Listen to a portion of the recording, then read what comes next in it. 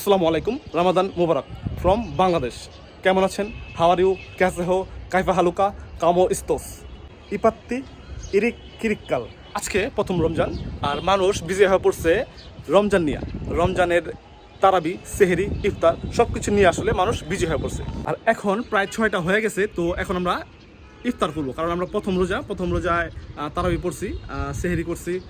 তো ইফতার করার জন্য এখন চলে যাব নিচে। চলুন ইফতার করি, দেন আবার দেখা হচ্ছে আপনাদের সাথে।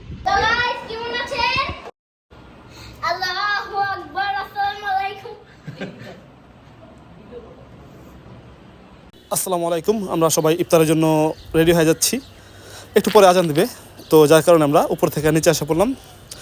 আর এদিকে বিরিয়ানি, নাইস, দেখে মনে হচ্ছে ভালোই হবে। সো ওয়েট করি আমরা ইফতার পর্যন্ত, দেন আমরা ট্রাই করব বিরিয়ানি। এদিকে খেজুর, শরবত, জিলাপি, অনেক কিছু আছে। আর এটা বাংলাদেশের সবচেয়ে জনপ্রিয় মহব্বতের শরবত, বাট রিয়েলি শরবত কোনো জোস নাই। তো 12 মিনিট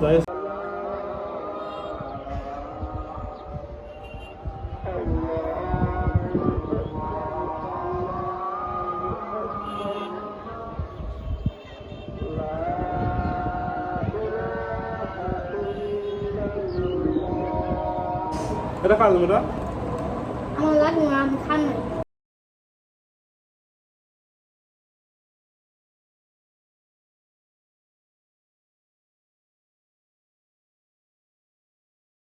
এখন আমরা চলে যাব চক বাজারে।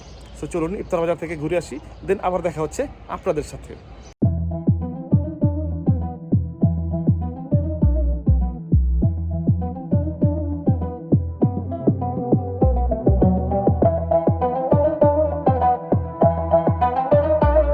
আমরা এখন আছি ঢাকা চক বাজার ইফতার বাজারে। আর এই বাজারটা আসলে এখন একটু ঘুরে দেখাই, আর তারপর আমরা চলে যাবো আসলে লালবাগ কেল্লায়, লালবাগ কেল্লার যে মসজিদ সেখানে। তো চলুন এখন আমরা চক বাজারের যে ইফতার বাজারটা সেটা একটু দেখি।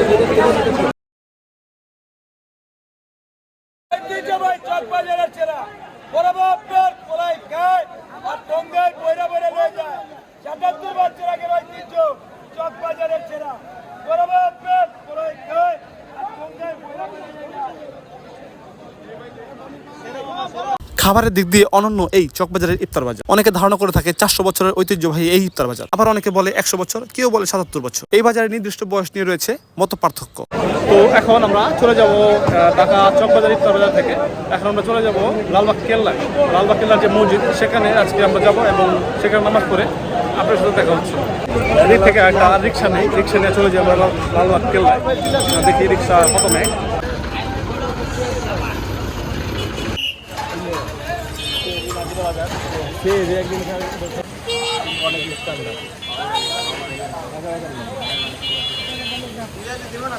আমরা এখন চলে আসছি লালবাগ কেল্লার যে 400 বছর ঐতিহ্যবাহী মসজিদ আছে সেই মসজিদে। ওই যে দেখুন, দেখা যাচ্ছে লালবাগ কেল্লার যে পরিবিবির মাজার সেটা। এটা এই লালবাগ কেল্লার অজুখানা, আর এই মসজিদের পাশেই ঐতিহ্যবাহী সেই 400 বছর পুরনো মসজিদ যেটি দেখছেন। আর আমরা এখন এর ভিতরেই যাব নামাজ পড়তে।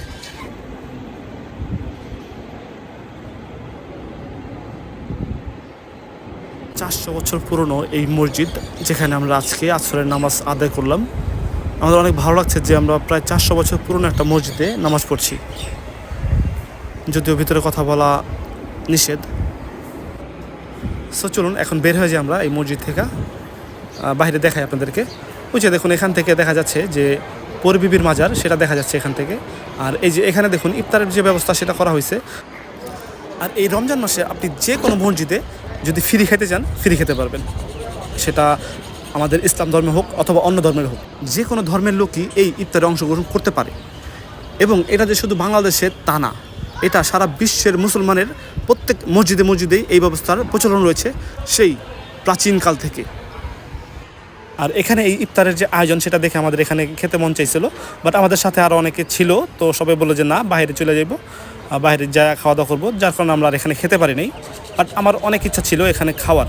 সো নেক্সট ডে আমরা আবার যাবো এখানে, অন্য একদিন আসলে আমরা এখানে অথবা অন্য কোনো মসজিদে আমরা ইফতার করব।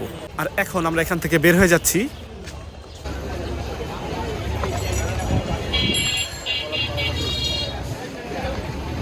লালবাগ কেল্লা থেকে আমরা এখন চলে আসছি কাচ্চি মাস্টারে। আর এখানে আজকে আমরা আমাদের ইফতারটা করব। অনেকে এখানে ইফতার করছে, সো আমরা এখানে ইফতার করব, আর ইফতারের পরে আবার দেখা হচ্ছে আপনাদের সাথে।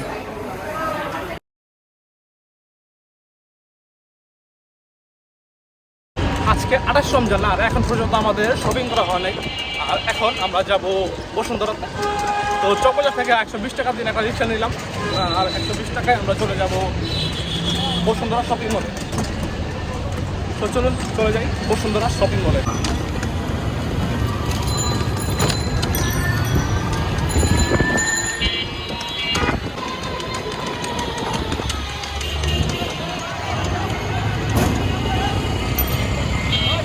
চলে আসলাম বসুন্ধরা শপিং মল।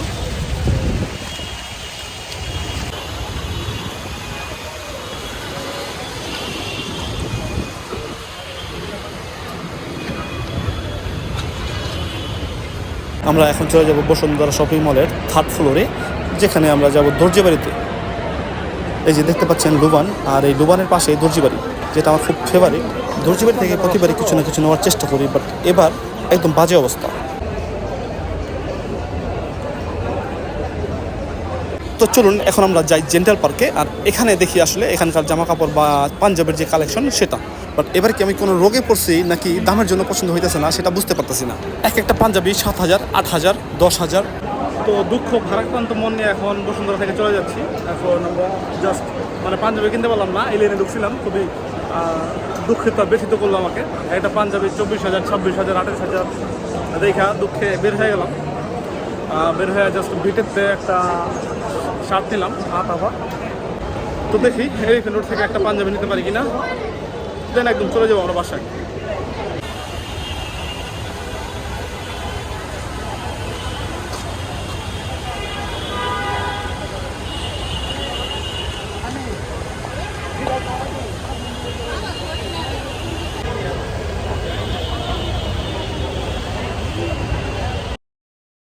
উনত্রিশ রমজান, আর এখন আমাদের চুল কাটা হয় নাই।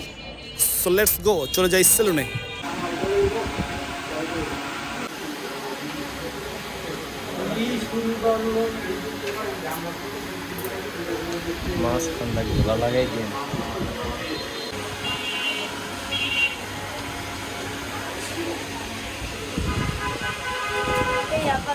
তো ফাইনালি আমার চুল কাটা শেষ। জানি ভালো লাগতেছে না, বাট যেমন লাগতেছে। আর এখন আমরা চলে যাব বাসায়, দেন গোসল করে আবার দেখা হচ্ছে আপনাদের সাথে। দেখতে দেখতেই 29 রমজান চলে গেল, আর খুব সম্ভবত কালকেই ঈদ হয়ে যাবে। এবার 30টা হবে না, এবার 29টাই হবে রমজান। কারণ যারা বাংলাদেশি প্রবাসী সৌদি আরব, কুয়েত বা ইউরোপ, ইটালিতে থাকে, তারা আজকে ঈদ করে ফেলছে। তো যার কারণে কালকে আমাদের এখানে ঈদ, আর আমরা বাংলাদেশিরা ম্যাক্সিমাম টাইম আসলে সৌদি আরবের সাথে সৌদি আরবের একদিন পরে আসলে ঈদ করি। তো দেখা যাক, একটু পরে হয়তো বা চাঁদ উঠবে, সেই চাঁদ আপনাদেরকে দেখাবো। আর ওই যে দেখুন আমার পিছনে দেখা যাচ্ছে স্টেজ, যে ঈদের নামাজের যে প্যান্ডেল সেটা সাজায় ফেলছে। ওই যে দেখুন এখান থেকে দেখা যাচ্ছে, ওইটা মাদ্রাসা। ওই যে আমার যে ওই পাশে দেখা যাচ্ছে মাদ্রাসা, আর এটা হচ্ছে মাদ্রাসার মাঠে ওই যে প্যান্ডেল, সেটা ওইখানে কালকে আমরা নামাজ পড়ব।